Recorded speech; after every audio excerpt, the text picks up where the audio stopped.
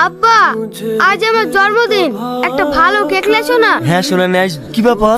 ছেলের গা তো গরম, জ্বর এসছে নাকি? হ্যাঁ গো, সকাল থেকে জ্বর জ্বর করছিল। সকাল থেকে জ্বর জ্বর করছে, আর এখন ওষুধ আনতে পারোনি? কাজে যাও, আমি এক্ষুনি গিয়ে আসছি। তোমাকে ওষুধ আনতে হবে না, তোমার ভুলো মন। আমি ওষুধের সাথে কাজে যাচ্ছি। এই তাড়াতাড়ি কাজ কর, আজকে আমার ছেলের জন্মদিন, আমাকে আবার বাজার যেতে হবে। আজকে তোর ছেলের জন্মদিন, আমাকে বলিস নি? আমরা যাবো না? তোরা আমার কাছের বন্ধু, তোদেরকে আবার বলতে হবে? চাচা চাচা, তোমার ছেলে কি হয়েছে তা উগা? মুখ দিয়ে ফেনা উঠছে। কি বলছিস রে বাবু? তোর কি হয়েছে বাবু? কথা বল বাবু। বাবু রে, ওষুধটা খাওয়ানোর পরে আমার ছেলে দেখতে দেখতে আমার চোখের সামনে থেকে চলে গেল গো। আল্লাহ গো, এখন কি করবো? স্যার আমার ছেলেকে মেরে ফেলেছে, আমি কেস করবো। কি হয়েছে একটু খুলে বলুন।